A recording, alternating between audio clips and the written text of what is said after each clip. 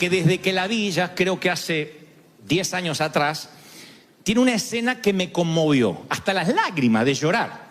La película es de la factoría de Disney, es una de las mejores a mi criterio, la que siempre recomiendo, se llama The Kid, El Kid, o Mi encuentro conmigo en su versión en español.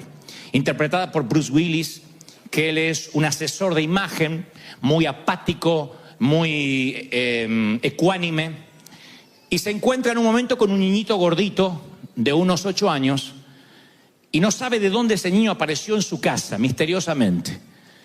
Tardará en descubrir que ese niño es él mismo cuando era chico, que de un viaje en el tiempo, desde el pasado, viene a encontrarse con su otro yo cuando ya es grande. Detesta que ese niño haya sido él. Él le dirá en varios momentos de la película: te olvidé simplemente porque eras un gordo perdedor. Te olvidé porque todo el mundo te hacía bullying y ahora soy este hombre que cuida la imagen. Pero es el mismo, de grande y de pequeño. Uno se pasa gran parte de la película tratando de dilucidar si el niño vino porque el adulto lo tiene que ayudar o si en realidad el niño es quien viene a ayudar al adulto, y eso es lo que ocurre. Viajan al pasado, el yo grande viaja con el yo pequeño al pasado, a la escena que les voy a mostrar ahora, donde la mamá, que está muy enferma de cáncer y se supone que no debe levantarse de la cama, tiene que ir a una reunión escolar a hablar con el principal porque el niño se portó mal. Y de regreso el padre, al enterarse de que ella salió de la cama, se enoja con el hijo y lo culpa de la enfermedad de la madre. Le dice: por tu culpa mamá se pondrá peor y se irá. Ya no llores. Y eso marcará al niño para siempre. Y ahí uno entiende por qué luego se transformó en ese adulto tan frío. El yo adulto contempla todo desde lejos, pero no por eso se pierde los detalles. Y van a notar que el niño a cada rato dice: tengo tu tornillo, papá. Tengo tu tornillo, papá. Tengo tu tornillo, papá. Esa es una frase que repite una y otra vez porque el día anterior ayudó a su papá a armar un motor, se le cayó un tornillo y le guardó en el bolsillo, pensando que cuando las cosas se pusieran feas con papá, él se ganaría su aprobación devolviéndole el tornillo perdido. Pero el padre no quiere oír sobre el tornillo. El padre lo culpará. Y eso cambiará su vida para el resto de su existencia. Y hace muchos años pude dilucidar por qué la película me tocaba tanto y por qué conmovía fibras tan sensibles mías. Y es que mis padres, cuando yo tenía unos 6 años y no conocíamos a Cristo todavía, tuvieron una discusión que yo oí por accidente. Mamá estuvo enferma de cáncer desde mi nacimiento. A decir verdad, le descubrieron su enfermedad cuando estaba embarazada. Y se debatieron los médicos en abortar al niño, o sea, a este servidor, o correr el riesgo de que ella bien pudiera morir durante el lapso de que estuviese embarazada o bien cuando estuviera pariendo. Mamá siguió adelante, pero parece que el embarazo complicó su enfermedad, o por lo menos era lo que papá creía y dijo en esa discusión. Convengamos, papá estaba absolutamente ebrio, borracho, el cáncer había llegado para complicarlo todo, y yo recuerdo que papá en la discusión le dice: si no hubiésemos tenido a Dante, a lo mejor ahora estaría sana. Él fue, porque quisiste tenerlo, y ya teníamos 3 hijos, y quisiste tenerlo. Y ella le dijo algo así como: no te permito que hables así del chiquito. Y él dijo: no me importa, porque si te mueres, ¿qué hago yo con el chiquito? Eso era lo que más o menos yo escuché. Y a partir de ese entonces, una sensación se me grabó en el alma, sin saberlo. Con 5 o 6 años, yo sé ahora que hay ciertos temores que son grabados en el alma cuando uno es pequeño. Llegué a la conclusión que las viejas heridas tienen una gran memoria, una memoria profunda. Y si bien los recuerdos, los malos y buenos recuerdos a veces se mantienen frescos y vívidos, también el cerebro tiene un recurso especialmente cableado por Dios, un recurso cognitivo que hace que olvidemos ciertas partes para evitarnos el dolor, pero otras quedan grabadas a fuego y no quedan grabadas de la manera que deberían hacerlo. Entonces, cuando yo veía esta película, recordé qué fue lo que a mí me pasó interiormente. Yo sentí que a partir de ese momento me había dado cuenta que papá no me quería, que yo era un estorbo, incluso para mamá, que aunque no lo quería reconocer, el haberme traído al mundo había acentuado la enfermedad. Claro que el cáncer yo no lo había provocado, por cierto, pero yo sí lo interpreté de esa manera. Vieron que el niño, el pequeño actor dice: tengo tu tornillo, papá, tengo tu tornillo, papá. El padre no quiere oír del tornillo, pero él tiene el tornillo en el bolsillo pensando que eso hará que se gane la aprobación de su papá. A mí me pasó algo similar, de querer ganarme siempre la aprobación de papá a partir de ese momento. Siempre que papá decía: a ver quién corta el pasto, yo iba corriendo y lo cortaba primero y más rápido para que me ame más que a mis hermanos. Cuando se trataba de ayudar a papá a desarmar el auto, el alternador, las bujías, eso que hacían los padres de antes con los autos viejos, yo estaba ahí, no mi hermano. Y aunque era torpe, y aunque odiaba y detestaba ensuciarme las manos con grasa, yo quería ganarme la aprobación de mi papá. Inconscientemente yo también estaba diciendo: tengo tu tornillo, de modo que eso fuera la forma de yo pudiera acercarme a su corazón. Le pasa a gran variedad de niños. Te ha pasado a ti seguramente, nada más que no lo recuerdas. Pero a veces los niños se sienten culpables, personalizan situaciones que nada tienen que ver con ellos. Por ejemplo, un matrimonio llega a su fin y lo más probable es que el niño diga: tal vez papá se fue de casa porque yo nunca acomodaba mi cuarto. Y siempre me decía: ordena tu cuarto, por eso se hartó y abandonó a mamá y me dejó a mí.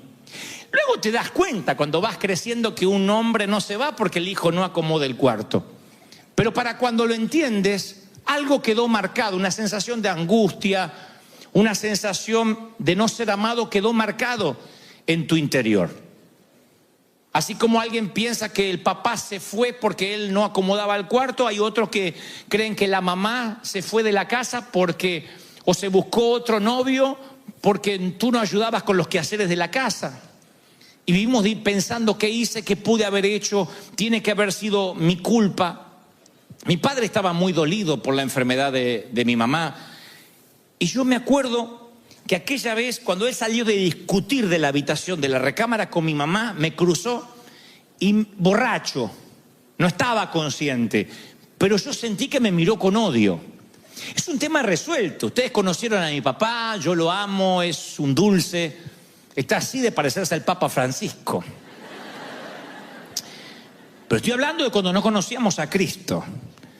Y él me miró con esa mirada de odio que yo pude identificar, atando los cabos con lo que había escuchado por error, que no me quería, que yo era un intruso en la casa. Yo lo amaba. Y como amaba a mi padre, yo pensé: no puede estar él equivocado. Hay algo terrible en mí.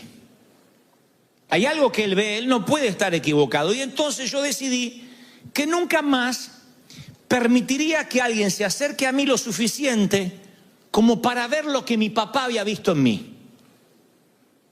Me costó años de psicoanálisis con el Espíritu Santo esto, Pero yo decía: nunca más nadie se va a acercar profundamente a mí. Trataré de que nadie construya un puente hacia mi corazón para que no descubran que soy una mala persona. Lo pensé a los 6 años. ¿Qué mala persona puedo ser a los 6? Pero yo pensé: no quiero que nadie me conozca. Y terminé en un ostracismo. Terminé, imagino que casi en un semiautismo inducido, si se me permite el término. Dejé de hablar, si hablaba poco, hablaba menos. Yo no quería que me conocieran, no quería que vinieran compañeritos a casa, en los cumpleaños yo no quería a nadie.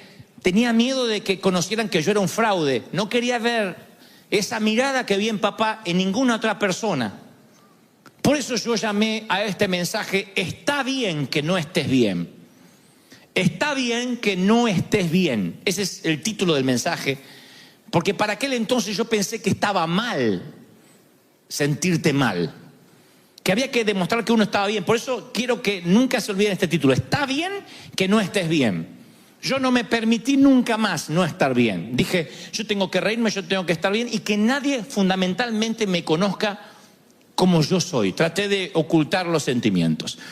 Esta estrategia de que nadie me conociera no solo afectó mi relación con el resto de la gente, sino que afectó mi relación con Dios. Uno tiende a ver a Dios de la manera que veo a su papá. La relación que tenemos con nuestro padre, o la falta de padre, es la manera que uno también tiende a relacionarse con Dios. Por eso hay toda una generación que le cuesta ver a un Dios de la gracia. Porque tuvo un papá terrenal que siempre nos decía las cosas malas, era la manera de criarnos. Ignorancia, falta de instrucción, de pedagogía, quién sabe. Pero papá, no recuerdo que decía, campeón, vamos. Él decía, cuando haces algo bien no tengo que decírtelo. Si haces algo malo te lo voy a hacer notar. Y casualmente un niño en los primeros años empieza a notar todo lo que le dicen. Y si nunca te dicen que estás lindo, que estás elegante, que estás linda, que estás bonita, en el caso de una niña, que te ves bien, que eres seguro, no te haces seguro, porque la única persona de la cual recibes ascendencia es de tus padres. Luego vendrán los maestros, los docentes. Pero los primeros que nos definen en la vida, los primeros que fundamentan lo que valemos como persona, son los papis, o quienes nos crían, el abuelo, el papá adoptivo, la mamá. Y cuando nos crían a la vieja usanza, con la chancla, y haciéndonos ver que cuando cometemos un error nos lo dicen, siempre la misma, siempre el mismo, no vas a cambiar nunca. Uno cree que no va a cambiar nunca. Uno dice, mamá siempre me dijo que soy una estúpida, que soy una torpe, que yo toco todo lo que arruino, y yo creo que ella tiene razón, daño todo lo que toco. Tienes 40 años y aquella frase, qué torpe que eres, niña, te sigue pesando. Claro que en el medio está que recibiste a Cristo en el corazón. Y entonces hay pastores que te dirán, Dios hizo las cosas nuevas, lo cual es una verdad escritural. Pero a la vez no podemos desconocer la esencia de dónde venimos, cómo fuimos criados, el entorno, qué nos dijeron, qué nos faltó por decir. Y esas frases terminan determinando nuestro destino. Decimos, no, yo soy culpable de alguna forma. Pasa aún con gente adulta. Hay damas que dicen, mi esposo es un abusador, pero lo merezco. Porque yo sé que no le di lo que él quería que yo le diera. No soy la mujer a la altura de lo que él esperaba. Por eso yo me merezco el abuso, el maltrato, el desdén, la indiferencia. Y no, nada hace ni justifica que te merezcas un abuso. Sin embargo, hay frases que nos marcan de manera tal que decimos, a lo mejor sí, soy una persona horrible. Otras damas dicen, cuando me miro en el espejo, veo una mujer gorda, con un cuerpo feo, que no merece que la amen. Y entonces sienten que eso le empezó ahora, que es un espíritu, un bajón, un tema de bipolaridad. Y no, a lo mejor son cosas que arrastras desde que eras una niña. Desde una frase que de alguna forma te marcó. Voy a quedarme soltero, soltera para siempre porque nadie le gustaría casarse conmigo. Nunca voy a tener hijos porque Dios me está castigando por algo que hice. Y vamos por la vida por ese sendero de culpa. ¿Qué hay de malo conmigo? ¿Por qué las cosas me están saliendo mal? Yo te diré algo. Primero, que las heridas viejas tienen buena memoria. Las heridas siempre te recuerdan que están. Yo tengo cicatrices en lo físico, en mis dedos, cicatrices en mi hombro dislocado, y claro, ya no me duelen, pero ante una presurización del avión, ante un cambio de clima, algo me recuerda que no está bien en mi cuerpo, que algo le pasó hace 30 años atrás incluso. Imagina esto en lo anímico, en lo espiritual, en lo almático. Uno va por la vida pensando, yo estoy sano porque el Señor hizo todas las cosas nuevas, porque me bauticé y soy nueva criatura, y es verdad. Pero aún así hay una cautividad de la mente que debe ser quitada con tiempo, con trabajo, un cambio de mentalidad, de paradigma que viene con la ayuda del Espíritu Santo, que no ocurre mágicamente en las aguas del bautismo. Yo fui esclavo durante mucho tiempo de unos grilletes que me ataron a un poste, y esos grilletes decían, tú eres el culpable del cáncer de mamá. No debiste haber nacido. Grilletes puestos por un borracho que no sabía lo que decía. Grilletes al fin. A un niño le es suficiente para que no se pueda mover. Y a veces hay frases, episodios, infortunios que te marcan de manera tal que uno se para en la vida con esas imágenes que a veces son tan poderosas que comienzan a transformarnos físicamente en lo que no dejamos de pensar. Presten atención a esto. Así como yo digo siempre que el corazón alegre, bueno, no lo digo yo, lo dice la Escritura, pero lo repito, que el corazón alegre hermosea el rostro, así yo también creo que un corazón amarrado con un chaleco de fuerza psicológico por algo que te pasó, te hace el rostro adusto, te hace el ceño fruncido, te arruga antes de tiempo, te cansa más de lo esperado, porque estás pensando todo el tiempo y afecta hasta tu físico. Lo dice la Biblia, tengo base bíblica para que ustedes tengan en cuenta de que esto no es un invento mío.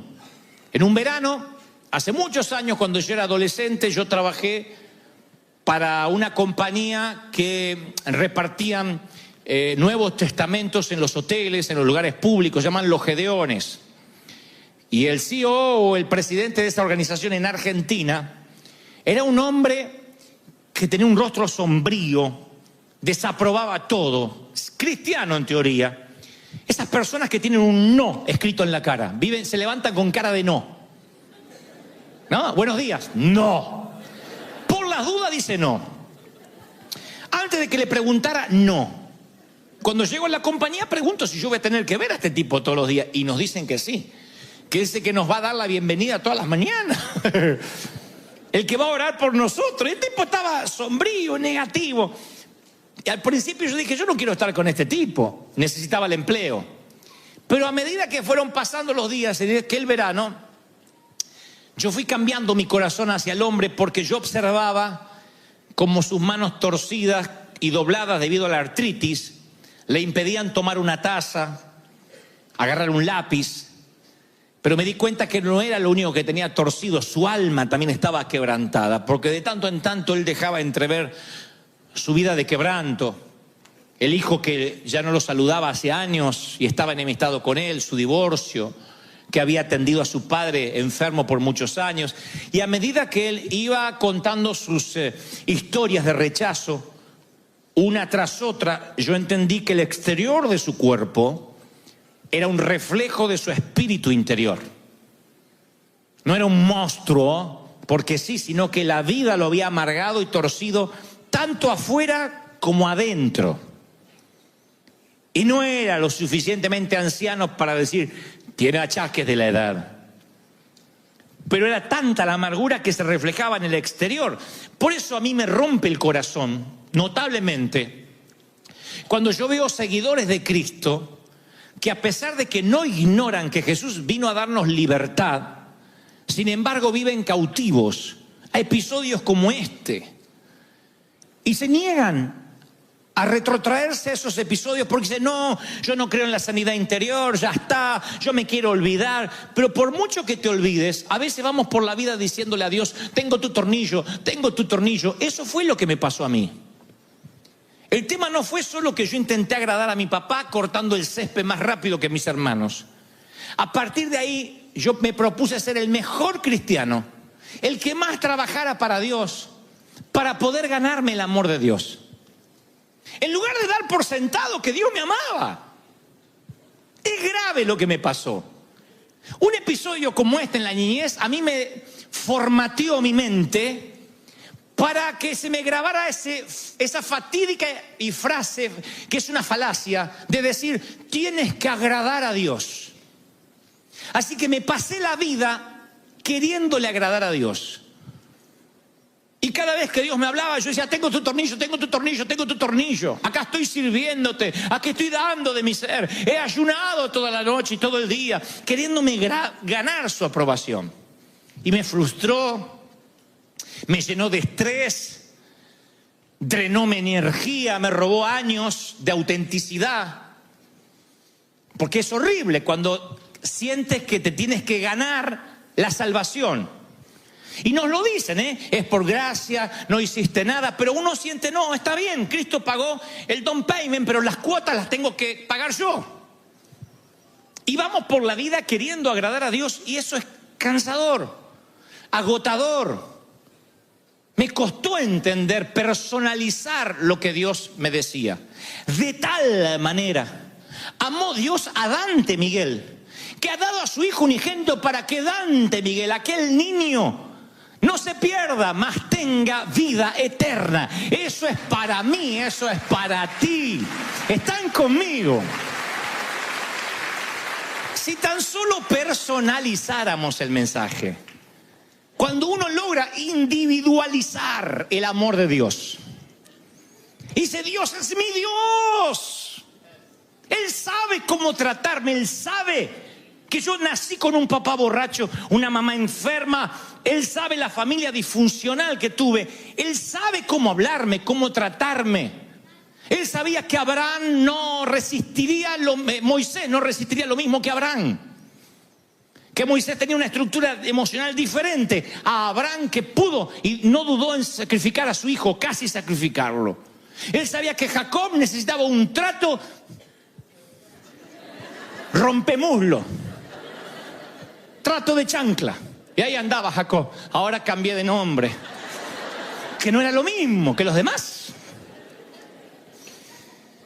Entonces el pensar que Dios, bueno, Él va a bendecir a todos y sentirte parte de un todo, a veces te frustra, porque dices: si muestro que no estoy bien, no voy a pertenecer a ese todo. Pero como dice el título del mensaje, está bien que no estés bien. Está bien que tengas una historia triste que contar. Está bien que tu vida no fue un jardín de rosas. No está mal. Hay que reconciliarse de dónde venimos. No llorar, no quedarse estancado en el pasado. Pero está bien decir: yo estoy pasando un momento triste. Eso es parte de la vida. El tema es qué hacemos cuando sentimos que le fallamos a Dios, que no estamos a la altura de las circunstancias, nos sentimos culpables. A mí la relación con Dios se me hizo muy distante a partir de ese incidente en mi niñez. Génesis 3:8 dice: con el viento de la tarde, el hombre y su esposa, Adán y Eva, oyeron que Dios venía por el jardín y corrieron a esconderse entre los árboles. Nunca habían dicho la palabra esconderse. Esconderse no estaba en el vocabulario edénico. Pero en ese momento, cuando pecaron, se percataron de su desnudez y sintieron una nueva emoción. Nunca la habían sentido antes: vergüenza. Ellos andaban desnudos, como los animales, y no tenían vergüenza. Pero de pronto se despertó una emoción nueva que Dios no les había dado. No había un sistema mental para esa emoción, que fue el sentirse desnudo y sentir vergüenza. Entonces voy a aclarar esto y ahora conectamos con esto que le hablaba de la niñez. La diferencia entre vergüenza y culpa, aunque parecen similares, son nada más que primas hermanas, pero no son hermanas. La vergüenza y la culpa. Nos sentimos culpables por lo que hacemos, pero sentimos vergüenza por lo que somos. Eso es una diferencia abismal, y lo diré otra vez. Nos sentimos culpables por lo que hacemos, y medianamente eso tiene solución. Por ejemplo, metes la pata, haces una cosa que no debiste hacer. Bueno, pides perdón, tratas de enmendar, restituir. Te sientes culpable por lo que hiciste. Pero cuando sientes vergüenza por lo que eres, ¿cómo lo arreglas? Yo me sentí a los 6 años, al principio, culpable por la enfermedad de mamá. Gran parte de mi adolescencia sentí vergüenza por lo que yo era. Y eso no lo podía arreglar en las aguas del bautismo. Yo no me paraba seguro ante la gente, ni hubiese soñado, ni en 1.000.000 de años inspirar a otros. Nunca. Porque yo me sentía avergonzado de lo que yo era. Y eso es lo que el Señor trata de erradicar de nosotros. Porque a partir de estos incidentes vamos por la vida sintiéndonos que no damos la talla, que ni Dios nos debe amar, que nos soporta porque Cristo se le pone en el medio y dice: no lo mates, Dios. Nos dijeron eso.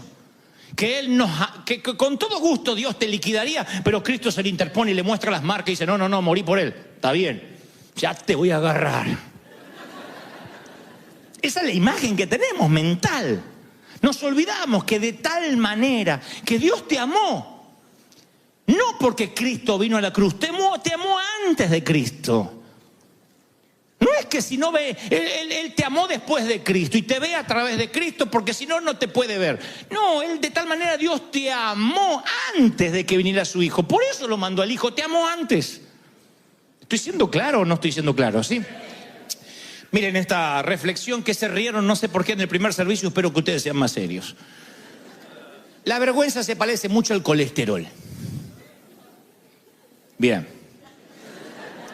Son más serios que el servicio anterior. ¿Por qué pienso que la vergüenza y el colesterol se parecen en algún punto? Porque la vergüenza llega a nuestras vidas de dos formas: la buena y la mala. Hay una vergüenza buena, la que te hace que te vistas. No queremos ver lo que hay debajo. Que te pongas una faja que apriete al hombre fuerte o a la vieja mujer. Que te lave los dientes por amor al prójimo. Me da vergüenza no lavarme los dientes. Que te pongas desodorante, por favor. Eso no es unción, es sudor. Esa es la vergüenza buena. En términos espirituales, la vergüenza de, ay, metí la pata con Dios. Qué mal me siento, quiero arreglar las cosas con Él. La vergüenza que viene con la convicción del pecado del Espíritu Santo. Y después está el colesterol malo, la vergüenza mala que tapa las arterias espirituales y provocan un infarto en el corazón. La vergüenza que no te deja acercarte a Dios, la que obstruye las arterias. Esa sensación de vergüenza, ese instinto edénico que viene desde el huerto. ¿Qué creen ustedes que hubiese pasado si después de pecar Adán y Eva corren a los pies del Maestro? Hubiesen corrido a los pies de Dios. Pecamos, desnudos como estaban. Le confiesan, abren su corazón y piden piedad, conociendo al Dios de gracia que conocemos hoy. Porque algunos creen que en el viejo pacto Dios era un Dios malhumorado y que se ablandó entre Malaquías y Mateo. Es el mismo Dios. Si hubiesen corrido a los pies de Dios, ¿qué hubiese pasado en el huerto? Bueno, la hipótesis es que tal vez Dios los perdone. Otros dicen, no, tenía que pasar lo que pasó. Lo que sea. Conociendo a Dios. ¿Por qué conozco a Dios? Porque yo siempre le repito a mis hijos, a nuestros hijos le repetimos esto: cuanto más grande sea el lío que hayas hecho, más rápido corre hacia nosotros. Más rápido. Metiste la pata, rápido. A papá y a mamá, rápido. Cuanto más grande sea el lío. No hay algo así como, hasta tal lío, ven a casa. Después, si me vas a traer problemas con la policía, no me llames. Cuanto más grande es la metida de pata, más rápido corre. Y lo mismo va para la iglesia. Cuanto más lío hayan hecho, más rápido vengan a congregarse. No escapen, no huyan, no se escondan. No importa lo que hayas hecho, esto es un hospital del alma. Entonces tú dices, metí la pata feo, no puedo ir a la iglesia. ¿Cómo no? Más rápido tienes que correr. Cuando alguien comete un error y escapa, y en vez de correr a la cruz, corre diametralmente hacia el lado opuesto, perpetúa su nombre para mal, cambia su identidad. Adán y Eva nos dejaron el triste y horrible legado del quebranto. El quebranto de la relación con Dios. Y esa fue la intención de la serpiente: romper la relación de Dios con sus hijos. Eso es lo que ocurrió. ¿Cómo te sientes cuando caes, cuando le fallas a Dios? ¿Cómo respondes normalmente? Hagan de verdad una introspección. No somos de escondernos.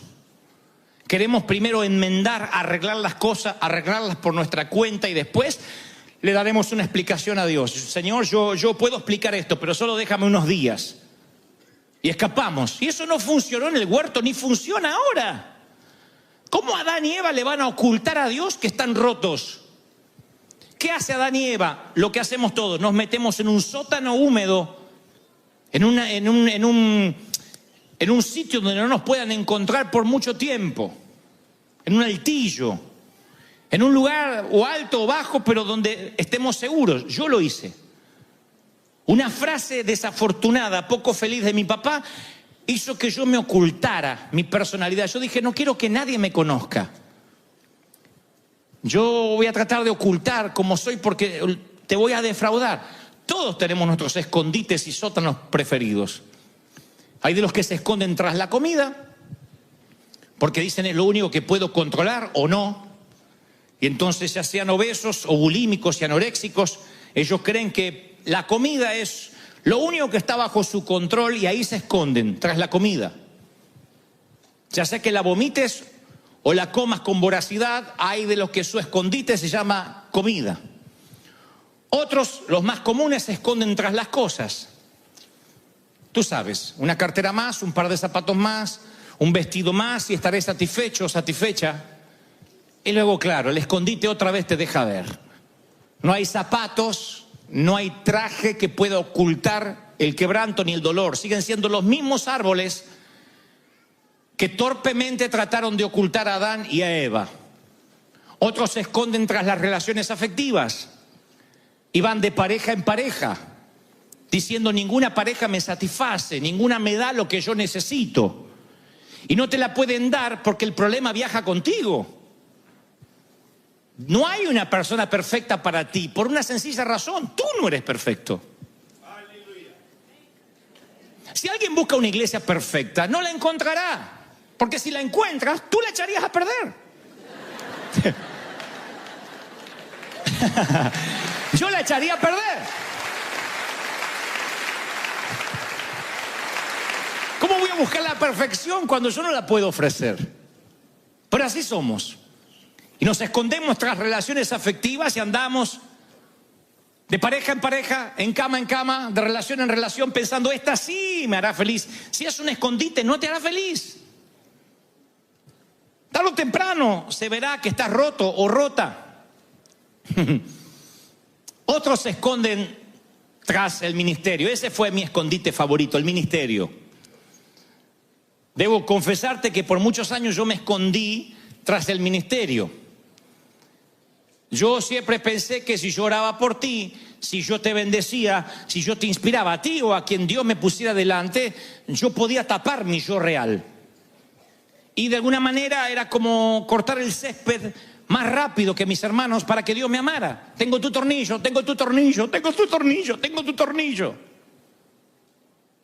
Sentía que de esa manera yo me ganaba la aprobación de Dios. Que si yo compartía el amor de Dios contigo, de alguna forma yo estaba oculto. Y por supuesto, yo nunca dejaba que tú me conocieras porque temía que dijeras, tu padre tenía razón, eres un fraude. Y me oculté. Tras el servicio a Dios, tras hacer mucho, tras llenar la agenda, hubo momentos de mi vida que viajaba toda la semana. Y el tema era llegar y predicar e irme rápido. Y quienes no me conocían decían, qué petulante este tipo, no saluda a la gente. Pero era el temor a que me conocieran. Era el temor de no estar a la altura de lo que se esperaba que fuera un hombre de Dios. Y ahí empieza la simulación. Ahí empieza el mostrar lo que no somos. Ese fue mi escondite, el ministerio por muchos años. O tal vez sea otro tu escondite, pero es tan tenebroso, tan lúgubre, que ni siquiera lo puedes identificar. Y tú dices, ¿cómo saliste de ahí? Vamos.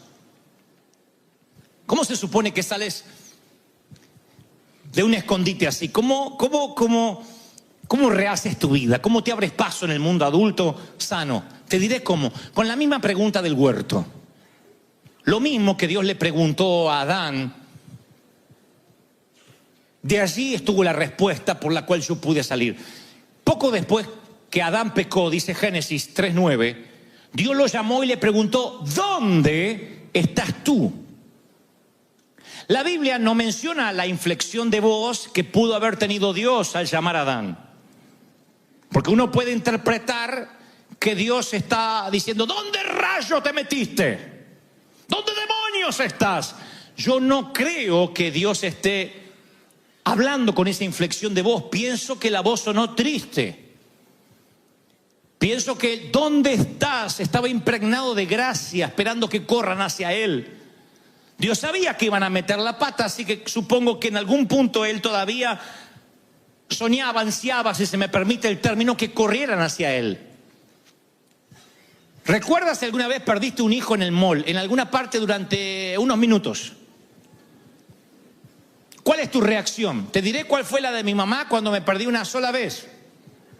Me dijo, ¿dónde te metiste, desgraciado? Me pegaba y me abrazaba, me pegaba y me abrazaba, me pegaba y me abrazaba, me pegaba. No te me vayas mal, te quiero, me haces sufrir. ¡Ay! Me pegaba. Yo digo, ¿podríamos evitar la pegada?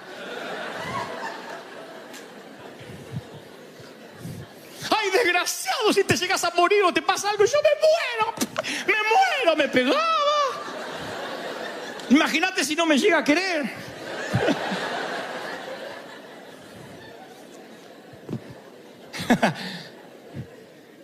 Aquí Dios no les quería pegar, porque a diferencia de mamá, que no tenía la menor idea dónde yo estaba, Él sí sabía dónde estaba.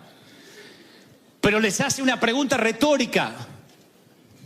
No espera una respuesta. No se olvidó Dios cómo diseñó el huerto y ahora no recuerda en ese sinfín de árboles dónde están. Le dice, ¿dónde está? Pero no pregunta, ¿por qué te escondes? Siempre nos parece que el Señor preguntó, ¿por qué te escondes? Por la respuesta que da Adán. Adán responde algo que no le está preguntando Dios.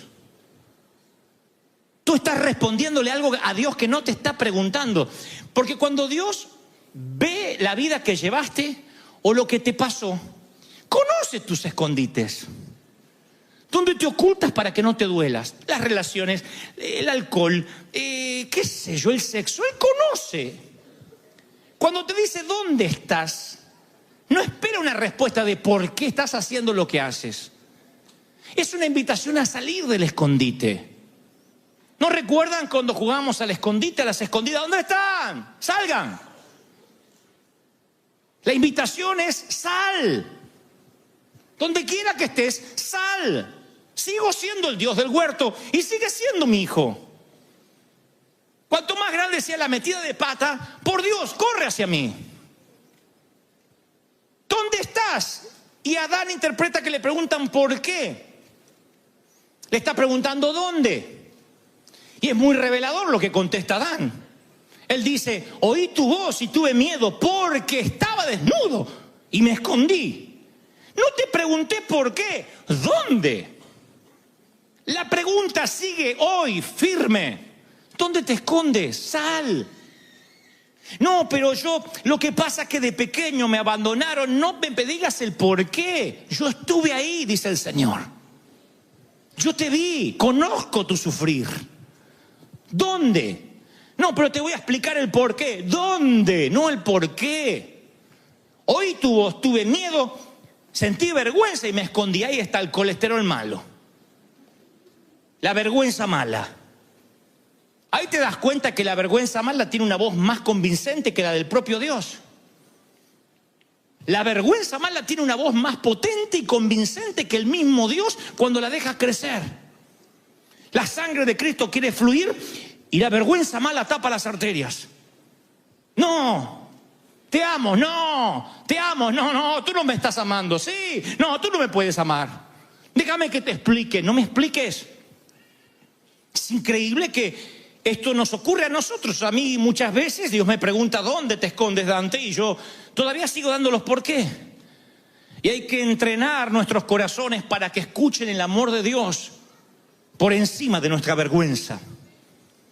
Adán y Eva no pudieron disimular su vano intento de esconderse. El quebranto era evidente en su rostro.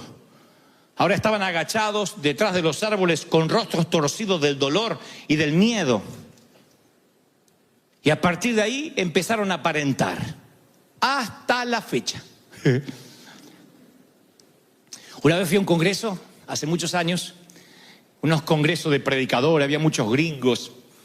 Y yo me sentí, en ese entonces yo tenía el multiúnico traje azul que planchaba en los hoteles y me quedaba brilloso.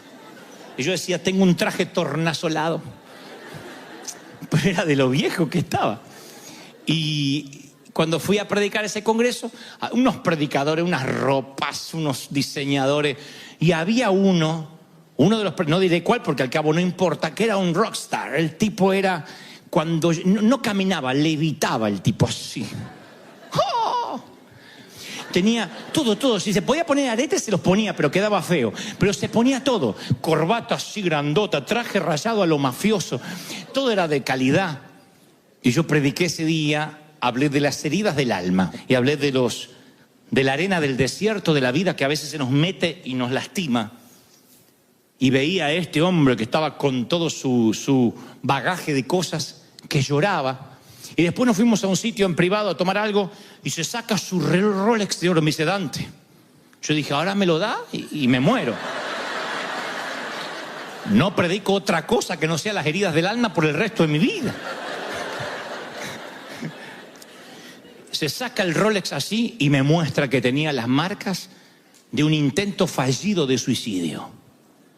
Le digo: ¿de cuándo? Pensando que era de algo de cuando no conocía a Dios. Me dice: no, hace relativamente poco. Tengo bajones anímicos, nadie sabe. Estas son mis heridas, ¿ves?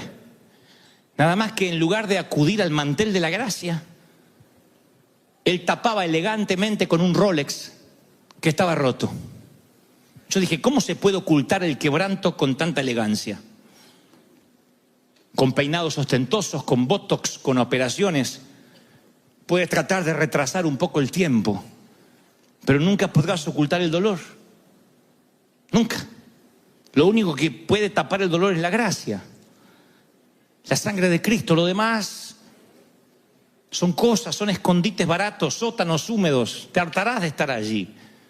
Una casa propia, una green card, una ciudadanía no te sanará.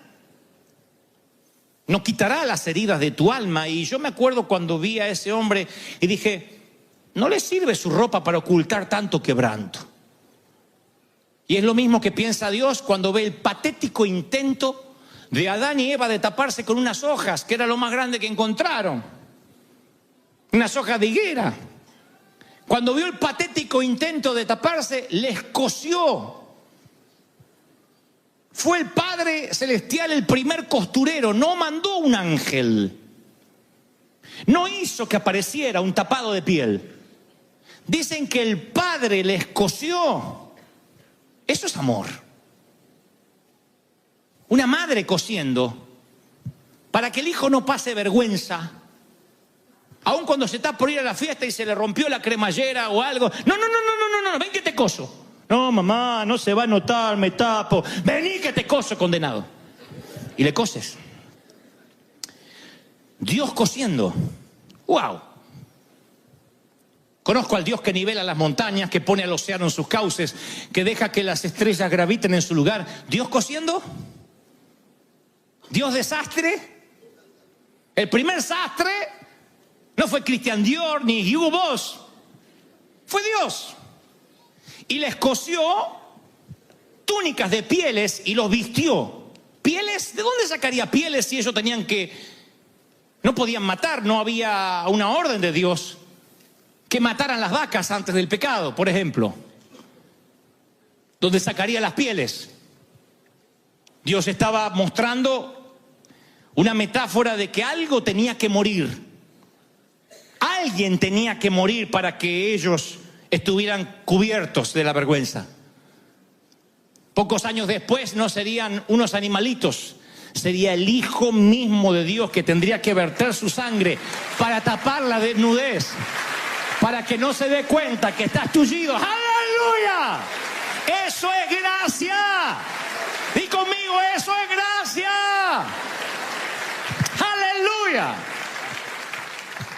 Así que, si hoy te atreves a ponerte el atuendo que te hace Dios, es la mejor ropa. Te hace ver como príncipe. Recuerda, nunca es la ropa, es la clase. Nunca es la marca, es cómo la llevas. Y la clase la tienes dentro. La clase es cuando te sanas y luces una ropa de marca o un trapo. Lo luces. Yo luzco en pijama. Porque cuando Dios te sana, cuando un día dices, no, yo no ocasioné el cáncer de mi madre. No fui yo. Es más, Dios quería que naciera. Dios hizo que naciera. Y si no hubiese sido por ese cáncer, los Goebbels no hubiésemos conocido a Dios. Y yo hoy no los estaría inspirando a ustedes. Encontré el propósito. Es como ver un tamiz maravilloso y detrás los hilos entretejidos. Nada más que toda la vida yo estuve mirando los hilos. Hasta que un día me di vuelta y de frente había un tamiz perfectamente diseñado. Es como veas la vida y de qué lado te pongas para ver tu propia vida. Yo puedo contarte historias tristes mías toda la mañana y que todo el mundo llore si me quedo de este lado de los hilos. Pero del otro lado se ve bien, el mantel me queda bien. El mantel te queda bien. Se llama gracia de Dios.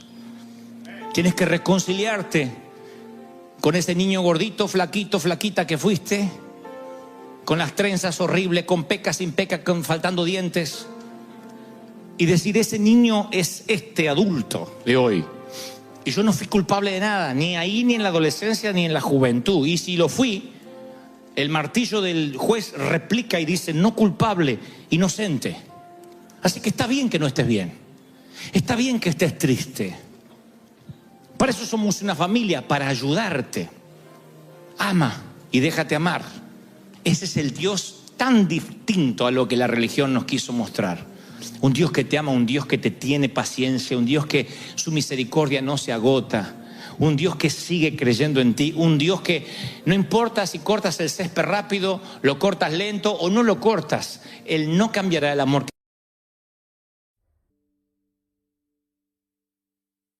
En el calendario occidental, la vida tiene sus estaciones, sus temporadas. Y yo decía en el servicio pasado lo mismo que ahora, que en realidad no es tan exacto, porque el calendario es predecible. Tú miras el calendario semanal y sabes que después del lunes viene el martes, y después del martes el miércoles, y así sucesivamente, y ves el mes, y sabes que si estás en septiembre, luego viene octubre.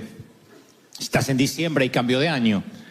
Viene el otoño y luego sabes que cambia la estación, pero en las estaciones de la vida, de pronto estás viviendo un momento soleado, un momento de marea baja, no digo de suma felicidad, pero sí esos momentos donde dices, no me enfermo, tengo para comer, tengo lo necesario, tengo una familia, y en una hora la temporada puede cambiar diametralmente porque es como que se inmiscuye sin advertencia un nuevo tiempo.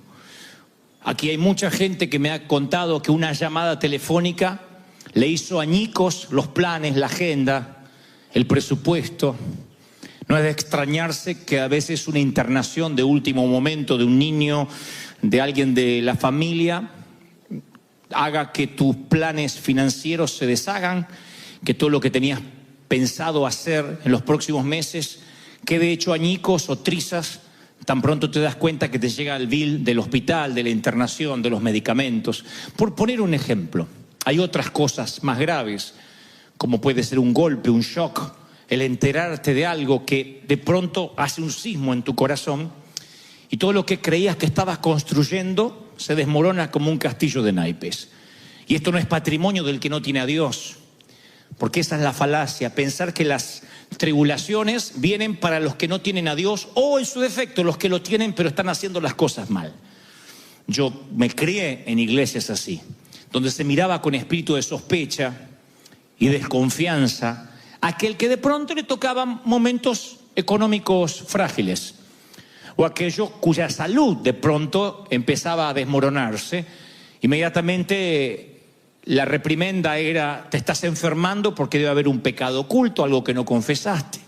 Si estás en crisis financiera es porque no diezmas, y si no diezmas es porque a lo mejor tampoco tienes para hacerlo porque estás desobedeciendo a Dios, o el empleo que tienes no es el que el Señor le agrada, o no tienes empleo porque algo hiciste mal.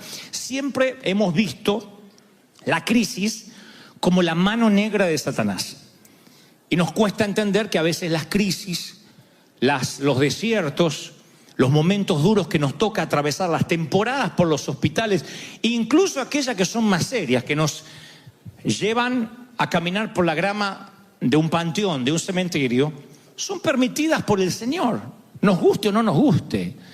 Y sé que esto puede sonar anti-victoria o anti-mensaje positivista, pero el pastorear una congregación día tras día, semana tras semana, en esta última década, me ha enseñado que las tribulaciones, los momentos tristes, son parte de la vida. Ignorarlo es una torpeza. Decir que no vas a tener derrotas en la vida, momentos tristes, es una canallada de parte de los que nos toca la providencia de que ustedes nos presten los oídos. Es una canallada decir, no, si estás en derrota es porque Satanás tiene algo contra ti necesariamente. Sí, tiene algo contra ti, Satanás te odia, pero no necesariamente lo que te está ocurriendo proviene de la mano de Satanás. Yo creo que hay crisis, hay cosas que Dios permite por una razón, por un proceso. Temporadas que de pronto no sabes por qué, ¡fum!, cambia tu vida tal como la conocías. De pronto los problemas empezaron a rodearme como un enjambre de abejas cuando menos lo estaba esperando. ¿Qué lectura hacemos? Yo digo que uno toda la vida toma decisiones. La vida son decisiones. No se puede vivir de modo que la vida nos pase por arriba y esperemos que el destino, la suerte, la timba, la tómbola decida por nosotros. Hay que decidir. La vida se vive de manera intencional. Uno toma decisiones todos los días, desde qué pasta dental va a utilizar, si se va a peinar o no se va a peinar, si por amor al prójimo se pondrá desodorante o no. Uno decide cómo se va a vestir y si a la noche comerá bistec, pollo, pizza. Son decisiones que no trascienden y ni definen la vida de nadie. Y después están las otras decisiones. Las otras que tomamos en días soleados, en días de zozobra, en días de marea baja. ¿A qué me voy a dedicar? ¿Qué carrera voy a seguir? ¿Cuál va a ser mi llamado, mi ministerio? Con la mente fresca, sin problemas a la vista, sin un frente de tormenta. Son decisiones que por lo general solemos no equivocarnos. Y después están las otras, las decisiones que uno tiene que tomar bajo tormenta. Cuando estás echando el agua, los vientos huracanados, y uno tiene que decidir. Esas decisiones son las más complejas porque uno no tiene la mente totalmente clarificada. Y ahí es cuando nos podemos equivocar. Cuando decidimos bajo tormenta, cuando decidimos bajo presión, cuando decidimos tristes, o lo que es peor, tomamos decisiones demasiado cansados. Y no hablo del cansancio físico que se puede reponer tras 8 horas de cama o 6 horas. Hablo del cansancio del alma, cuando estás agotado, cuando todo hace que a tu alrededor parece que se viene contra ti en un frente de tormenta y estás intolerante y te cansa cualquier cosa. Ahí tomas una decisión y posiblemente estés equivocado. Hay gente que se ha casado bajo tormenta. Hay gente que se ha divorciado en medio de una tormenta. Hay gente que ha abortado bajo una tormenta. Y luego se arrepienten toda la vida porque no era el mejor momento para decidir o para tomar ese tipo de decisión. Si vas a la cárcel, te vas a encontrar con mucha gente que bajo presión tomó la decisión incorrecta. O sea, todo mundo vamos a tener complicaciones. La vida, como digo siempre, no es un paseo por el parque. La vida es compleja. Amar duele, emprender causa adrenalina, soñar cuesta, trabajar duro tiene su precio y también su paga, pero su precio, cada cosa que nosotros hagamos tiene su costo. Pero sin embargo, cuando la gente en esa presión emocional, bajo tormenta, toma decisiones, a veces se lamenta toda la vida. Y digo, si vas a la cárcel, te vas a encontrar con gente que dice por 1 minuto, por 2 minutos, si lo hubiese pensado mejor. Y como esas decisiones hay otras que no te cuestan la cárcel, pero te cuestan una quiebra financiera, un matrimonio infeliz, un sitio donde no querías vivir y te arrepientes porque todo se basa en la decisión. Los Angeles Times publicaba hace unos meses atrás la noticia de alguien que había sido asesinado, un vecino que había sido asesinado con un cuchillo de carnicero, y por las huellas, por el ADN, dieron con la persona que había cometido el ilícito. Cuando llegaron a verlo y a detenerlo, él dijo: no fui yo, fue mi hermano. Quiso acusar al hermano, un hermano gemelo. Pero la treta no le resultó porque ya la policía había estado con el hermano gemelo y el hermano gemelo tenía un récord intachable. 0 antecedente criminal. Sin embargo, que acusó al hermano, había tenido entradas en la policía, multas, mucho background, que inmediatamente lo condenaron. Y los sociólogos estudiaron el caso y llegaron a la conclusión, o arribaron a la conclusión de que ¿cómo puede ser que 2 gemelos, criados en la misma casa, que responden a los mismos padres, que comen el mismo cereal por la mañana, que juegan con el mismo perro, que tienen supuestamente el mismo entorno, uno tiene un récord intachable ante la ley y otro es un delincuente y pasará el resto de su vida en la cárcel en prisión perpetua? Gemelos. Y llegan a la conclusión, insisto, que todo tiene que ver con la decisión. Uno de ellos, ante una crisis, decidió mal. El otro decidió bien. Siempre las tormentas nos hacen decidir. No podemos estar exentos de problemas. El tema es qué hacemos cuando estamos bajo tormenta. ¿Qué decisión tomamos? El sufrimiento va a venir, el dolor va a venir. Si alguna vez la vida, Dios te lleva a otra ciudad y te congregas con otro pastor y te dice que si estás en derrota o pasas por crisis es porque te apartaste de Dios y eso es obra de Satanás, no le creas. Es un embustero. Porque la vida tiene cosas lindas, maravillosas, pero también el Señor prometió que tendríamos aflicción. Y como el Señor nos habló hace unos días atrás, está bien que a veces no estés bien. Está bien que estés pasando crisis. No eres raro. Dios no te abandonó. No es que te falta unción, ni decir las palabras proféticas, ni que no estás empoderado. No. Lo que sucede es que es la vida. Y a veces los pastores nos volvemos embusteros. Decimos 2, 3, 4 palabras para que la gente nos grite, nos diga aleluya. Y después te encuentras con la vida real. Y la vida real es muy diferente a lo que se puede arengar detrás de un púlpito o en un stage. La vida real es real. Y yo no te estoy diciendo que vas a vivir de tristeza en tristeza. Pero sí que van a venir tormentas, porque el Señor lo prometió. Edifique sobre la roca o edifique sobre la arena, el pronóstico para ambas casas, tormenta. Sobre la roca permaneces, sobre la arena grande es tu ruina, pero tormenta para los dos.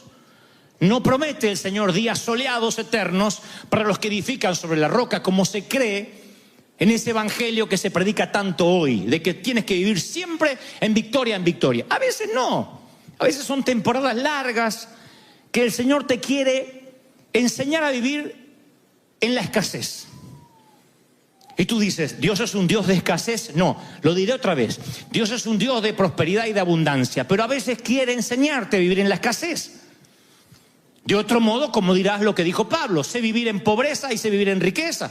Sé tener en todo y sé lo que es que me falte todo. ¿Cómo lo aprendes si no es en la universidad de la vida? ¿Cómo sabe Dios que tu gozo no está regulado por la cuenta bancaria? ¿Cómo sabe Dios que tú vas a adorar igual cuando estás con los 2 pies en tierra o cuando tienes que hacer el equilibrio porque sube el agua? Dios necesita saber que tu gozo y tu congregarte y tu fidelidad no depende siquiera de tu salud. Todos queremos tener salud, nadie nos gusta ni tener un resfrío. Sin embargo, el Señor dice, ¿cómo sé que aún seguirás siendo fiel cuando la salud se ponga frágil? Cuando eventualmente envejezcas. Porque si Cristo no viene antes, todos vamos a envejecer. Bueno, yo más tarde que tú, obvio, pero vamos a envejecer. Algunos envejecerán dignamente, otros no los querremos ni mirar, pero envejecerán. Y junto con la vejez, ya la vista no será la misma. Las fuerzas no serán igual.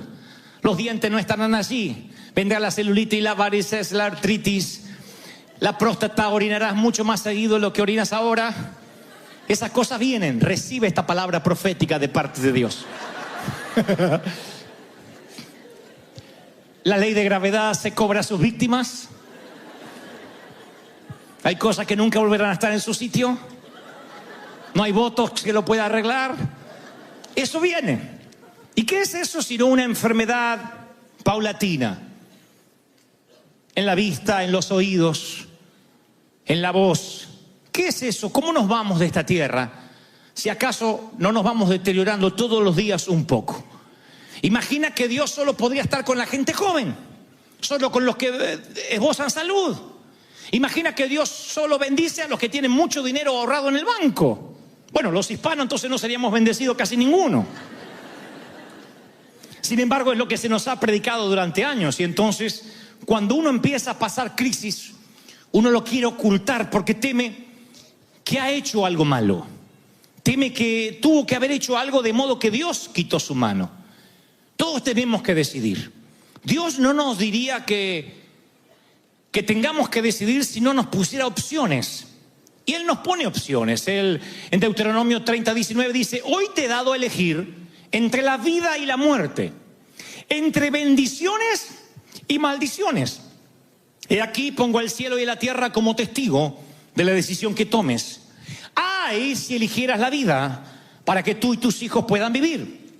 Puedes elegir esa opción al amar, al obedecer, al comprometerte firmemente con el Señor tu Dios. Esa es la clave para tu vida. Deuteronomio 30:19. Dios dice: tú puedes elegir vivir bajo bendición o bajo maldición. Nunca dijo tú puedes elegir con buen crédito o con mal crédito, tener casa propia o rentando. No habla de eso. Habla de vivir en bendición por sobre todas las cosas. Te vaya bien, te vaya mal, tengas 50 años y estés soltera, o hayas tenido 3 matrimonios, 5 maridos has tenido, el que ahora tienes ni siquiera es tu marido. Tenga suegra, no tenga suegra, te haya casado afortunadamente con una huérfana. No sé cuál es tu situación, pero el Señor dice: tú tienes que elegir estar bajo bendición o bajo maldición. Bendición o maldición. Ahora, este es el punto. En condiciones normales, con un día soleado, cuando la vida te está yendo bien, uno sabe cómo decidir.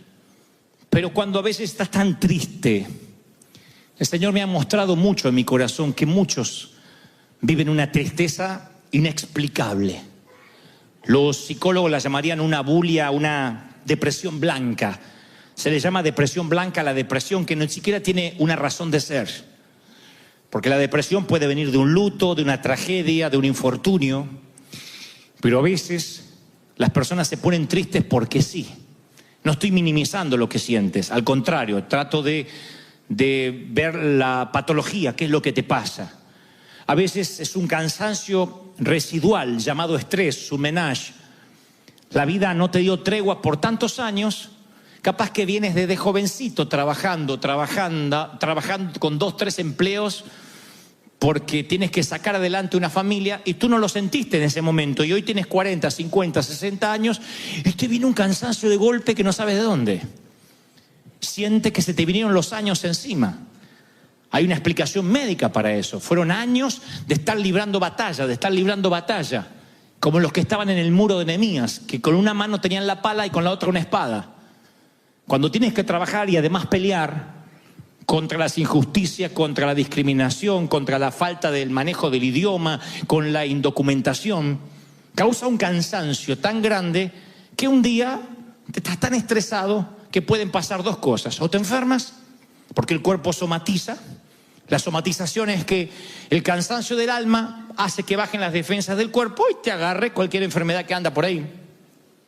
Te resfrías, te bajan las defensas pulmonares, las células están abiertas a cualquier enfermedad, a cualquier peste, o en su defecto te agarra una tristeza sin sentido.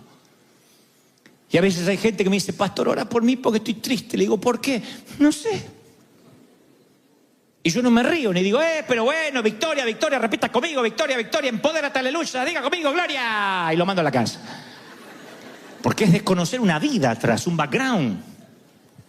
Y es gente que se está hundiendo en un pantano y que no tiene ganas de pelear, quiere rendirse. Le pasa a cristianos, le pasa a pastores.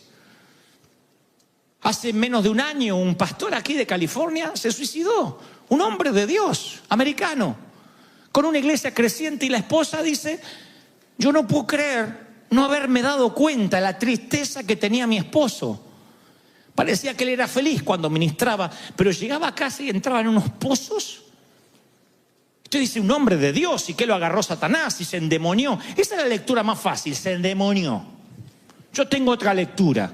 Viene en crisis, porque las crisis vienen para todo el mundo. El Señor le dijo a sus amigos, a sus discípulos, vienen aflicciones, vienen momentos difíciles. La pregunta no es si van a venir o no, la pregunta es ¿qué vas a decidir?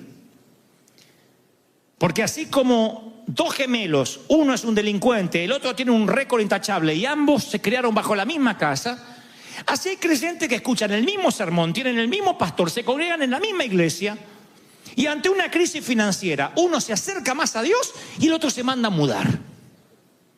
Ante una enfermedad hay familias que se aferran a Dios más que nunca. Y tú le dices, ¿qué sientes de Dios ahora que estás enfermo, que el cáncer vino? ¿Qué sientes?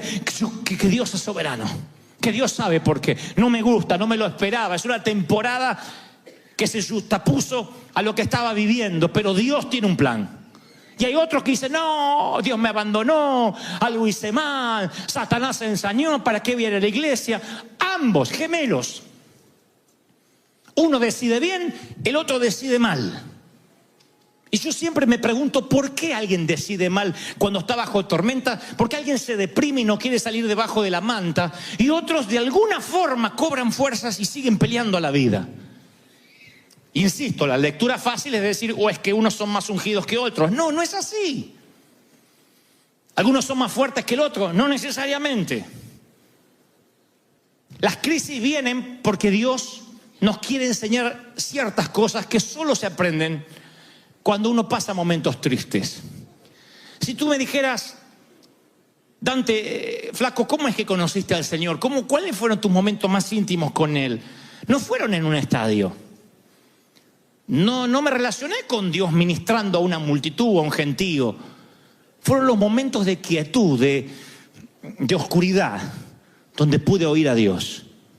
Me dices, ¿volverías a vivir esos momentos? No, claro que no. Yo no elegiría eso ni para ti ni para mí. Pero hoy me di cuenta que si Dios no lo hubiese permitido, yo no conocería su voz. Yo no podría conducir, liderar una congregación si yo hubiese sido un pusilánime que a la primera tormenta abandono. Dios hizo de mí un piloto de tormenta. Alguien que siempre dice, vamos a salir adelante, no importa cómo. No tenemos dónde congregarnos, vamos. A veces no sabía ni para dónde, pero yo tenía que pararme en la fe, porque eso lo había aprendido ¿en dónde? En la crisis, en los valles de sombra, en los valles de muerte, en los valles de soledad. ¿Para qué sirve la crisis? Para dos o tres cosas que son muy importantes, y esto es lo que quiero que sepas que Dios te está enseñando. Primero, te expone ante el resto. Uno cuando se ve en crisis no lo quiere mostrar, no quiere que nos vean. Por eso cuando nos preguntan ¿cómo estás? Decimos bien. Nadie dice, quiero matar a mi suegra, quiero ahogar al bestia que duerme conmigo, no tolero más a mi cuñado. Nadie dice eso. Todos dicen, bien. No queremos que nos noten. Encima, hay una cultura evangélica de no mostrar que somos de carne y hueso, porque eso parece que no fuéramos espirituales. No van a oír por ahí mucha gente diciendo, ¿cómo estás? Y con problemas matrimoniales, como todos. La mayoría te dice, ay, acá ando con mi cañoncito de dulce de leche, lo amo tanto. Y vos le ves la cara al marido que más que dulce de leche, tiene una amargura encima. Pero enseguida levantamos la fachada a ver si piensan que Satanás se nos metió en el matrimonio. Otros, ¿cómo estás financieramente? Bien. Algunas cositas, pero ya vamos a seguir adelante. Y está bien no estar bien. Lo vengo diciendo de parte de Dios hace días. De otro modo no vas a recibir ayuda. Pero ¿qué hace la crisis? Te expone. Job, para los que no conocen la historia les cuento muy rápido. Un día hay una plática, una charla cósmica. Dice la palabra que el enemigo, Satanás, le dice a Dios, mira, este Job te adora, te sirve porque hay un cerco alrededor, porque no lo puedo tocar. Pero si tú me permites, a mí me gustaría tocarlo un poquito. Me gustaría que su salud se ponga frágil, que le pase algo a su familia. Y yo te voy a demostrar que este tipo te adora, te sirve porque la vida es un canto para él. Tan pronto las cosas se pongan feas, él te maldecirá. Y Dios dice, no, está bien, te permito que lo toques, pero no lo mates, no le hagas daño a él, pero puedes tocar todo su entorno. Una plática que yo no quisiera que nunca Dios tenga con el diablo respecto a mí. Está bien. Y apenas Job empieza a tener crisis, los amigos vienen, los parientes, y a ver si te identifica. Y le dicen, entre otras cosas, este sufrimiento, Job, tiene que ser tu culpa. Tienes que haber cometido un pecado imperdonable. Atrajiste el mal a ti. ¿Cuánto nos identificamos con esto? Que en el momento más bajo viene un desubicado, para no decir un menso, y te dice algo así. ¿No habrá pecado en tu vida? Y te pone a veces en una situación tan tensa, donde encima que la estás pasando mal es culpa tuya. Encima que la enfermedad era una temporada que no esperamos, encima es culpa tuya. Yo recuerdo hasta creyentes que abrían la nevera o iban al baño y decían, un hijo de Dios no puede tener tantos medicamentos en la casa, ¿eh? Algo raro está pasando acá. Y sí, soy diabético, ¿qué va a pasar? No es que yo lo sea, pero es lo que a veces uno respondería cuando te ven que tienes un remedio o algo para la diabetes. Entonces hay gente que te juzga por lo que te está pasando. Por eso es que nosotros cuando tenemos una crisis lo tratamos de ocultar.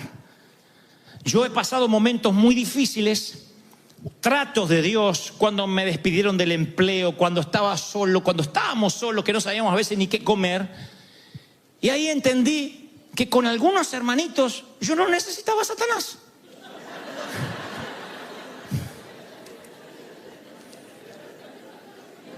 ¿Te sientes identificado? ¿Te ha tocado gente así? Amén, dice, sí. Que tú dices, bueno, está bien que no colabore con el arca, pero que no ayude con el diluvio. Viene gente y te carga. Entonces ustedes dicen, ¿y eso es bueno?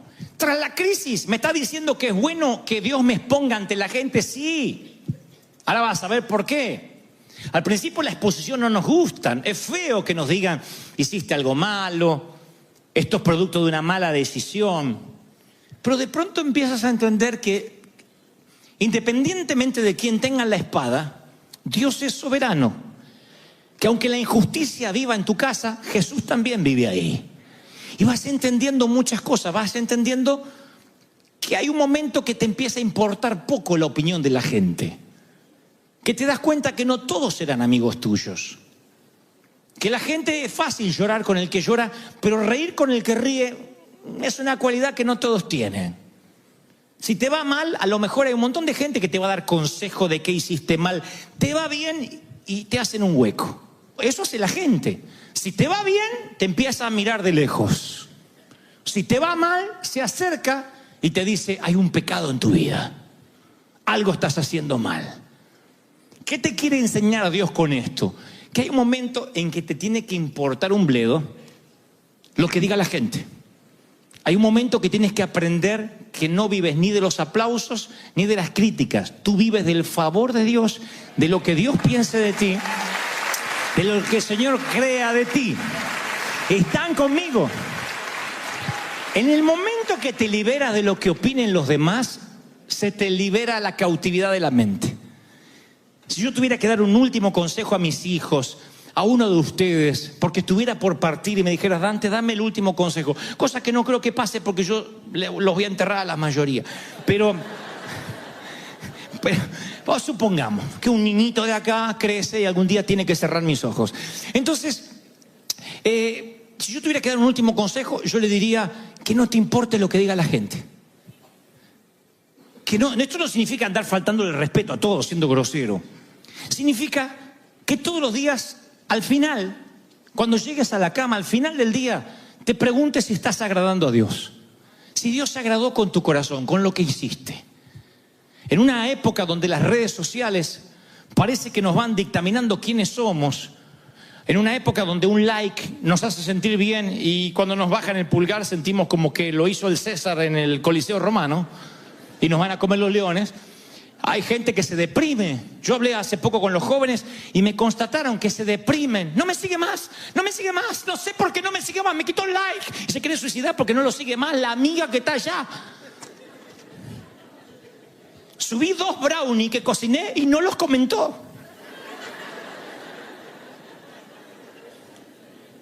¿Really? ¿De verdad? ¿De verdad? Entonces uno vive una vida ficticia. Muestra en las redes no lo que somos, lo que queremos mostrar. Y nos muestran lo que ellos quieren mostrar.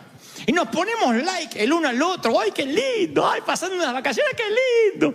Me consta de parejas que se sacan fotos súper, ultra, hiper, macro, extra felices. Y para sacarse esas fotos se pelearon. De verdad.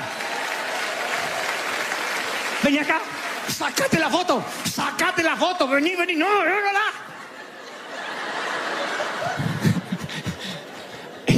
Y tú dices, ay, qué linda pareja. Y se fueron insultando los dos porque no querían sacarse la foto, uno de los dos. Entonces las redes mienten. Las fotos con filtros nos hacen creer, le hacen creer al otro que somos lo que no somos. Entonces la foto, como le digo siempre a los muchachos, no es la cara de pato y el trasero así.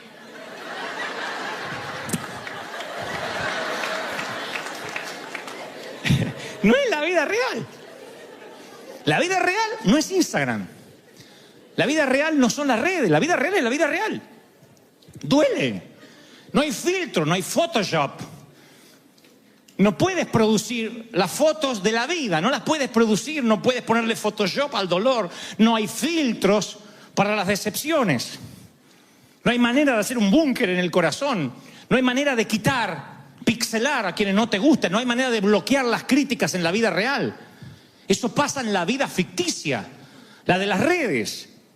Pero la vida real duele. Por eso Dios tiene que a veces exponerte ante la gente para que te cures de eso. Uno cree que para curarse de algo tiene que irse exactamente a la otra punta de lo que quiere evitar. Y no funciona así. Para que se te cure el miedo a volar, ¿sabe cómo se te cura el miedo a volar? Volando. El miedo a volar no se te cura evitando los aviones. Si tú dices, tengo miedo a hablar en público, yo sé cómo se te va ese miedo. Hablando en público. Cuando tú le dices, Señor, dame paciencia, ¿qué le estás pidiendo al Señor? Que tus hijos se te pongan más rebeldes, que tu marido siga mojando el papel higiénico, que apriete el dentífrico por la mitad, que el condenado no se acuerde de tu aniversario. Es lo que pediste, hija. Paciencia.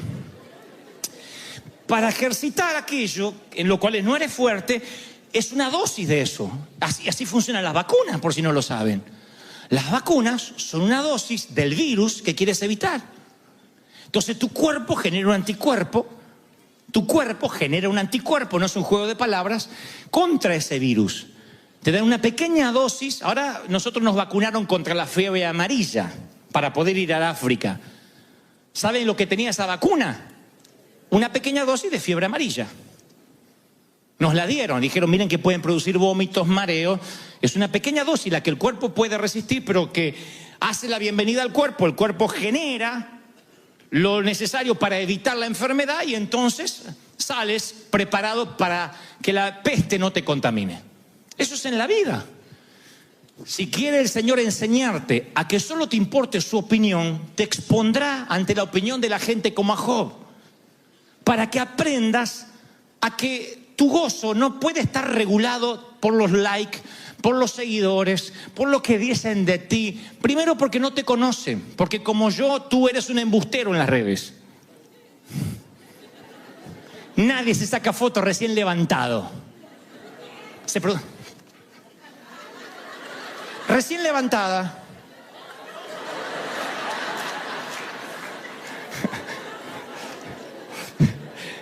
Mentira. Eres más fea que eso que vimos.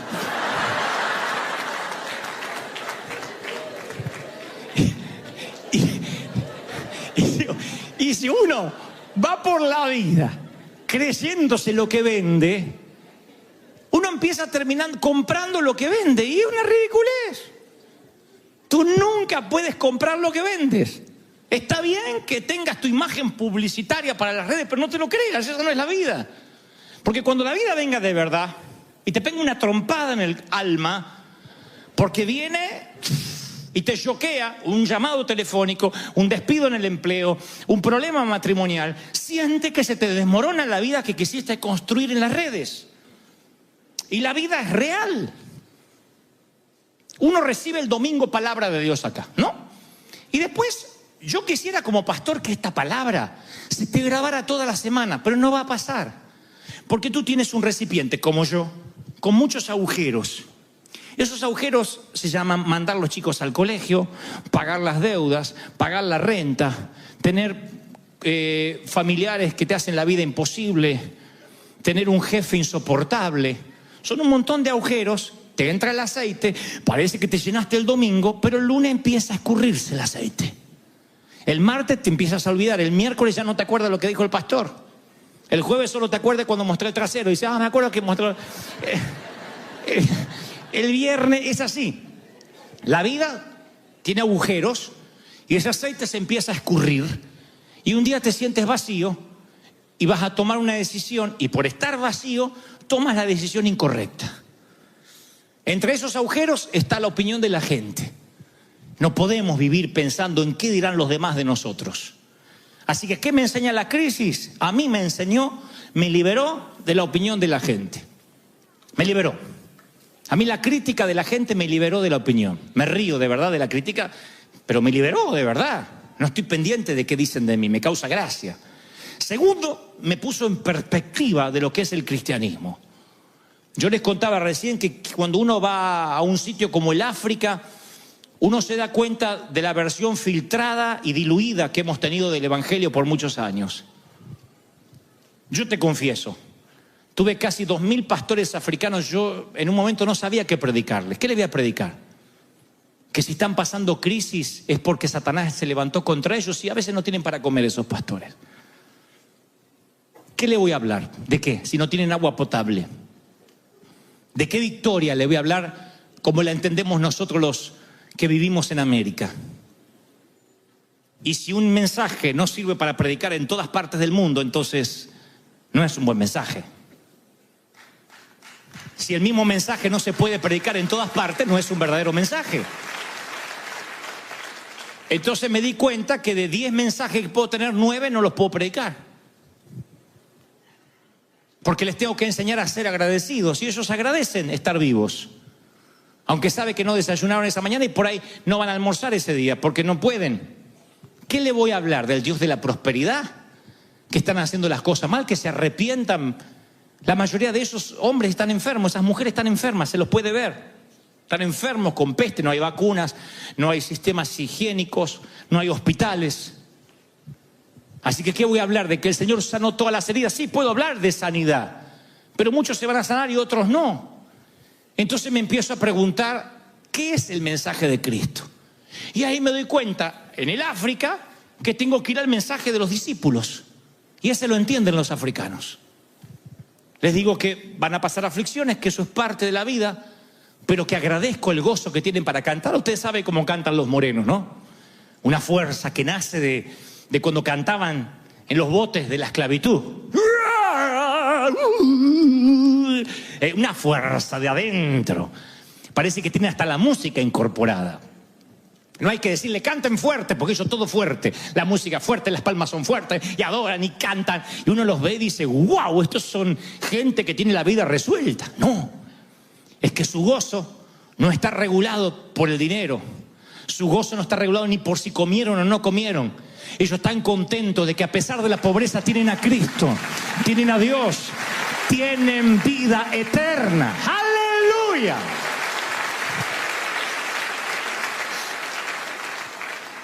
Así que les digo que Dios usa a la gente rota. Les digo a los africanos que Dios los utiliza a ellos para enseñarnos a nosotros, a los que nos quejamos, a los que nos deprimimos por boberías, que Dios de algún modo los ubicó ahí, casi en lo último de la cadena alimenticia social, para aquellos que siempre están mirando para arriba, a los que les falta de tanto en tanto los mire a ellos y se dé cuenta lo desagradecidos que son, porque somos desagradecidos hasta que la crisis nos pone en perspectiva. Uno cree que es bendecido si tiene una casa propia, si tiene su ministerio reconocido, si te va bien en el empleo.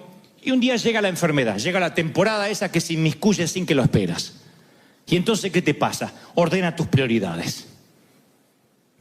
Las cosas que antes te importaban quedan muy por debajo de la cima. Las cosas que te parecían que te iban a hacer feliz, de pronto se transforman en eso, cosas. ¿Y qué hace la crisis? Te transforma en alguien que no tienes nada que perder, nada que proteger. Y cuando no tienes nada que perder y nada que proteger, eres como esos soldados que se contrataban después de las guerras, que lo único que sabían hacer era manejar una lanza, una espada, un fusil. Era la única actividad que sabían hacer, pero ya no había guerra. Y entonces se los contrataban, se les decían mercenarios. Se les pagaba para que defendieran a veces a un rico, para que pelearan una batalla privada. Se les decía mercenario, aunque la palabra tiene mala prensa, porque uno podía usar sus habilidades sin temer de que los iban a traicionar, porque era gente que no tenía nada que perder. Por lo general eran soldados que habían perdido a sus seres queridos en la guerra, no tenían propiedades, lo único que sabían hacer era pelear. Se los contrataba para una batalla y sabían que como no tenían nada que perder y nada que proteger, entonces iban a ser efectivos en lo que tenían que hacer. Permítanme la metáfora, pero cuando la vida te golpea, cada vez te das cuenta que tienes menos para perder y menos para proteger. ¿Quieres ver a un hombre que Dios utiliza de una manera formidable, sin límite? Muéstrame a alguien que en algún momento de la vida lo perdió todo y no está atado a una casa. No se deprime porque Bank of America le manda una carta, porque ya la perdió la casa y vio como Dios lo bendijo de alguna manera. Muéstrame a alguien que salió de una enfermedad, que tuvo una larga temporada en el hospital, salió de allí, y yo te mostraré a alguien que jamás se va a enojar porque le hagan una mala cara, porque no le den un asiento, porque no me tocó la licuadora, porque él viene de un cáncer. Y como se peleó contra el cáncer, para lo que otros son grandes batallas, para él son boberías. Él no tiene nada que perder. Lo único que le interesa es agradar a Dios. Muéstrame a alguien que lo criticaron sin piedad gran parte de su juventud y le dijeron payaso, anticristo, apóstata, y yo te mostraré a un hombre seguro hacia dónde va, qué quiere y para qué, porque sabe que le quiere agradar a Dios. ¿Están conmigo, sí o no? Entonces yo veía en las Escrituras dos personas, como si fueran los mismos dos gemelos que publicó Los Angeles Times. Nada más que esto está en las Escrituras mucho antes que esta historia de los gemelos. Son dos reyes ungidos por el mismo profeta, mismo entorno, mismo cuerno de aceite, mismo Dios que manda ungir a ambos, Saúl y David. Voy al final de la vida, de la biografía de ambos, y Saúl se suicida en su propia espada, muere pseudamente endemoniado, consultando a las brujas, lejos de Dios, descartado para que sea rey, sin unción. Voy a la biografía de David y lo veo hasta el día de hoy como un hombre conforme al corazón de Dios, según el adjetivo divino del Padre. Le dicen a Jesús, hijo de David, no le dicen hijo de Saúl, hijo de David. O sea, nunca nadie lo moverá de la genealogía del maestro. ¿Qué hubo en el medio que uno terminó tan bajo, en un punto tan bajo, y otro terminó tan bien? La lectura fácil es que David era un santo y el otro era un condenado. No, porque David fue un adúltero, un asesino, unos pecados espantosos. ¿Qué fue entonces lo que determinó que dos personas que comen el mismo cereal, juegan con el mismo perro, tienen la misma unción, el mismo cuerno de aceite derramado sobre sus cabezas, uno termina bien y otro termina mal? Te lo diré. Uno no tiene nada que perder, solo agradar a Dios. Se llama David. El otro cree que tiene todo para perder, la reputación, y está muy pendiente de eso. De hecho, su propia hija dirá en algún momento, le dirá a David, mi padre nunca ha hecho esa ridiculez al verlo a David bailar. Saúl es un hombre muy temeroso del que dirán. Todas las mañanas se levanta a ver si tiene más seguidores en Instagram. Todas las mañanas va al Facebook a ver qué dicen de él. Está muy pendiente y tiene temor a perder algo. Todo el modus operandi de la vida de Saúl fue temer al hombre. La palabra dice que cuando fue llamado para ser ungido, se ocultó entre el bagaje porque tenía miedo. Y esa manera de ser de Saúl lo perseguiría el resto de su vida. En cierta ocasión, él está acampando con su ejército frente al entrenado ejército de los filisteos. La infantería de los filisteos está enfrente y él tiene que ir a atacar porque si no los filisteos cada vez se arman más. Cada hora que deja pasar, cada día que pasa, los filisteos son más. Así que envía un WhatsApp rápido a Samuel. Bueno, dice un mensajero, pero hoy sería un WhatsApp. Le dice: Samuel, ven rápido porque no podemos salir sin tu bendición. Los reyes no iban a la guerra sin la bendición sacerdotal. Así que ven a orar por nosotros, a ofrecer sacrificio a Jehová. Samuel dice: espérame un par de días, tengo cosas que hacer. La instrucción es sencilla: no hagas nada hasta que yo llegue. No es física cuántica. Es una instrucción sencilla: no te muevas hasta que yo llegue. Es una instrucción que David hubiese acatado, pero no alguien pendiente de la opinión ajena. Saúl se levanta cada mañana y ve a algunos de sus soldados que empiezan a desertar, otros que están diciendo le falta valor a nuestro rey, otro que dice: este no se mueve si no oran por él. Si fuera un rey con valor ya nos hubiese mandado a la batalla. Así que un día Saúl dice: ¿para qué esperar al profeta? Yo voy a dar la bendición. Y algo que no le corresponde ni le compete, que le compete solo al sacerdote, se lo endilga a él, que es rey. Cuando llega Samuel le agarra un ataque de caspa. Le dice: ¿estás loco? ¿Cómo vas a bendecir al ejército? Esto te va a costar el reinado. ¿Cómo hiciste una locura así? Y Saúl trata de explicar y en un momento dice: es que tenía temor que los soldados desertaran. ¿Creen que aprendió la lección? No la aprendió. Dios lo envía a otra batalla contra los amalecitas y le dice a Saúl: la orden de Jehová es: destruye todos los enemigos, no dejes nada vivo, ningún ser vivo. Mata ovejas, bueyes, asnos, todo lo que encuentre. Arrasa con esa ciudad. Y Saúl perdonó lo mejor del ganado, lo mejor de las ovejas. Todo lo que era vil y despreciable se deshizo de él, mas lo que era gordo se lo quedó. Y Samuel dice: ¿por qué desobedeciste a Jehová? Y él dice: es que tuve temor de los hombres, del qué dirán. David solo tenía temor de Dios. Saúl le tenía miedo a todo lo demás. Y la pregunta esta mañana o esta tarde es: ¿a qué le temes? ¿Al qué dirán? ¿A la bancarrota? ¿A que te critiquen? ¿A qué le temes? Porque a lo que le temas, ese temor será tu verdugo. La crisis hará que no le temas más a nadie. Cuando venga la crisis y veas que Dios es fiel, aunque a veces te toque comer salteado, y sigas siendo fiel, y Dios sea fiel contigo, ya no te va a asustar nunca más la economía. Dios dice: tu confianza soy yo. Yo te traje y te vas cuando yo digo que te vayas.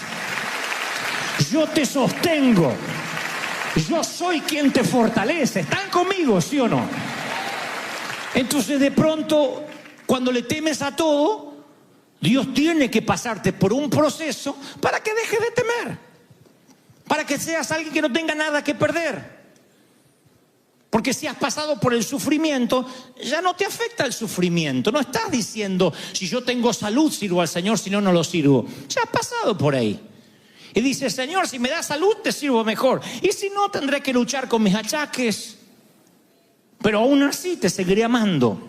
No le temes al sufrimiento, no le temes a la confianza, a los aplausos o a la crítica de la gente. Eres indestructible cuando no te importa el que dirán, porque tu confianza está basada en Dios. No le temes a la muerte porque sabes lo que te espera del otro lado.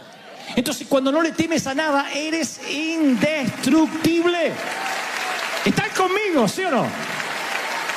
Yo les contaba en el servicio de la mañana que hace unos años yo estaba en un sitio con muchos pastores y era un poco, no sé si la oveja negra, pero yo no encajaba mucho con el léxico que tenían los ministros. Son toda gente muy amada y yo soy amigo de la mayoría. Pero tal vez porque yo soy argentino, qué sé yo. Pero es como que no encajaba mucho. Entonces un día estábamos reunidos con un grupo de pastores y viene alguien que es un profeta de Dios, que también quiero mucho, a decir verdad. Me dice delante de los ministros: Dante, tengo una palabra para ti, la palabra de Dios. Y hacía todo así el rictus, como que le estaban bajando los mails, ¿no?